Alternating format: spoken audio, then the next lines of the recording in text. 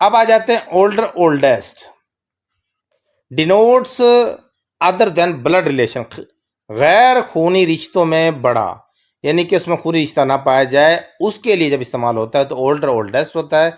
Salma is older than I, Salma मुझसे बड़ी है। अब इसका मतलब है सलमा मेरी क्या लगती है, इसमें रिश्ते में कुछ नहीं बताया गया इस सेंटेंस में। तो इस तरह गैर खूनी रिश्तों में जो चीज़ बड़ी या छोटी बयान करना हो तो ओल्डर ओल्डेस्ट लगाते हैं। She is the oldest women in the town, the oldest women, town में सबसे जो बुजुर्ग औरत है या बड़ी औरत है वो है। She is, this is the old mask in this area, इस एरिया में सबसे पुरानी मस्जिद ये है।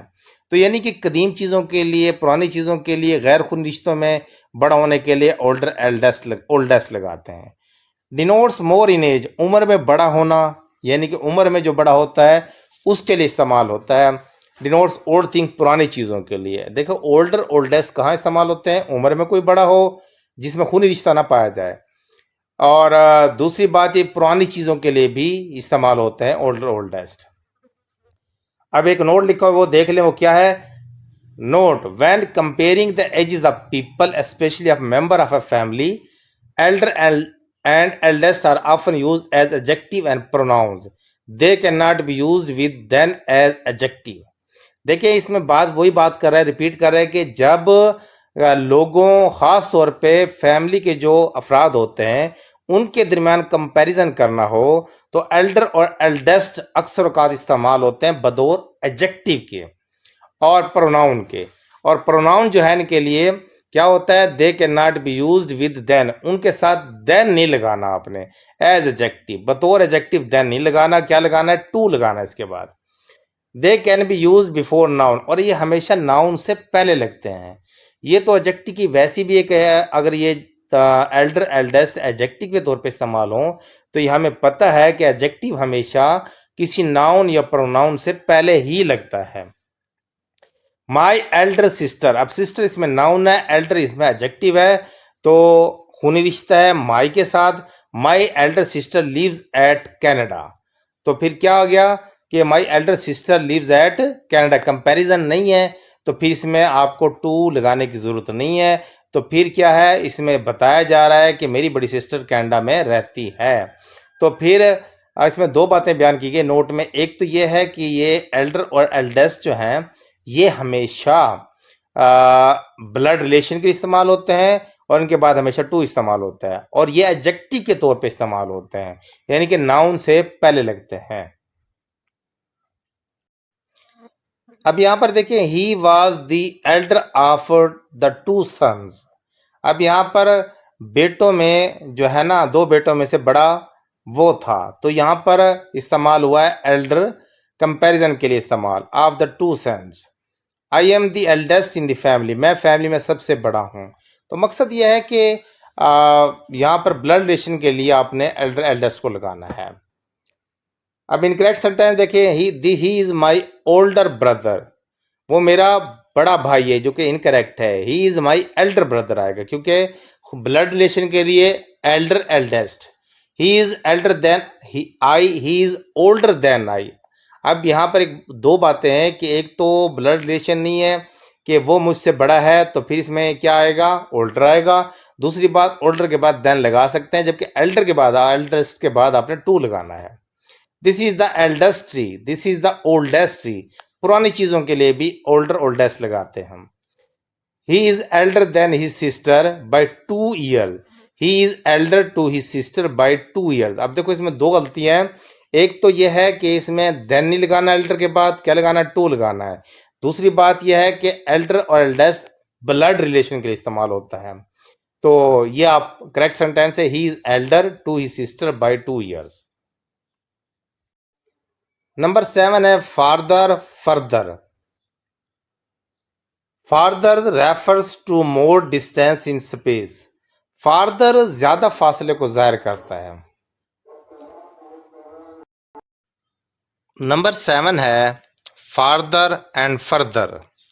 Farther refers to more distance in space, farther जो है ना ज्यादा फासले को जाहिर करता है। Further means in addition to, कोई चीज ज्यादती में हो, मजीद कोई चीज चाहिए तो फर्दर कहते हैं उसको। Multan is further from Faisalabad than Khanewal. अब यहाँ फासले के लिए इस्तेमाल हुआ है, डिस्टेंस के लिए इस्तेमाल हुआ है, तो फिर आपने इसमें फार्दर लगाना है। Multan is farther from Faisalabad than Khanewal. You must complete your work without further delay. यहाँ पर है मजीद ताखीर किए बगैर अपना काम मुकम्मल करें, तो मजीद के लिए फर्दर लगेगा। You must complete your work without further delay. ये है नंबर 8 लास्ट लेटेस्ट, बहुत इंपॉर्टेंट है। किसी शय की हालत या पोजीशन को दोनों जाहिर करते हैं। लास्ट रेफर टू पोजीशन, कि आखिरी जो बात हो या चीज हो उसके लिए लास्ट लगाते हैं। And latest refers to time, और लेटेस्ट जो है ना वक्त को जाहिर करता है, इसका मतलब होता है न्यू या नया, जदीद। लेटेस्ट जदीद चीज को कहते हैं, लास्ट कहते हैं आखिरी पोजीशन को, कि जो आखिरी चीज होती है। इनकरेक्ट सेंटेंस देखें, this is the last fashion of hair style, क्योंकि फैशन जो है वो लेटेस्ट होता है, तो यहां पर लिखेंगे this is the latest fashion of hair style, यह बालों का नया फैशन आया है। What is the last news, what is the latest news, ताज़ा खबर क्या है, तो हम कहते हैं ताज़ा जदीद खबर क्या है, नई खबर क्या है, तो लेटेस्ट आएगा। आई am the latest person in interview, तो यहां पर आएगा कि इंटरव्यू में अपनी बारी पे इंतजार कर रहा है बंदा, तो लास्ट में उसका नंबर आया है, तो आई am the last person in the interview. Number 9 है म्यूचुअल और कॉमन। मीन्स रिसिप्रोकल, बाहमी आपस में। म्यूचुअल का मतलब होता है बाहमी आपस में। Common mean shared by more than 2 person, यानी कि दो बंदों के दरमियान हो तो म्यूचुअल होता है, कि आपस में दो बंदे जो बात करें या कोई फ्रेंड हो। तो कॉमन का मतलब होता है कि दो से ज़्यादा अशखास के साथ जो बात शेयर की जाए, मुश्तरका, तो फिर उसको कहते हैं कॉमन। देखिए, the common love between husband and wife were lost, the mutual love between husband and wife was lost. अब यहाँ पर हस्बैंड एंड वाइफ दो की बात की जा रही है, रिसिप्रोकल है, आपस में बाहमी मोहब्बत है, वो हस्बैंड वाइफ की बात की जा रही है, तो म्यूचुअल लव आएगा, कॉमन लव नहीं आएगा।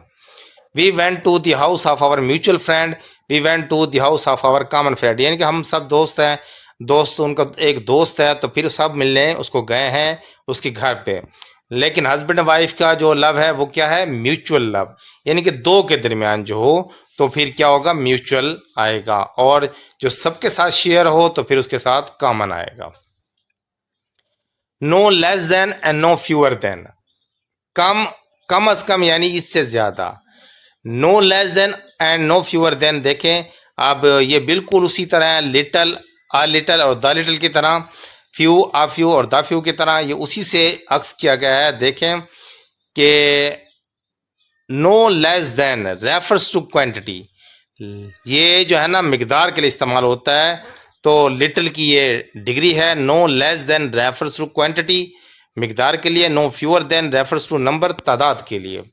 No less than 40 soldiers were killed in the battlefield, अब देखो यहाँ पर 40 सोल्जर जो है ना बैटलफील्ड में मारे गए हैं, तो फिर तादाद में 40 अब नंबर शो हो गए हैं, तो फिर यहाँ पर नो फ्यूअर देन आएगा।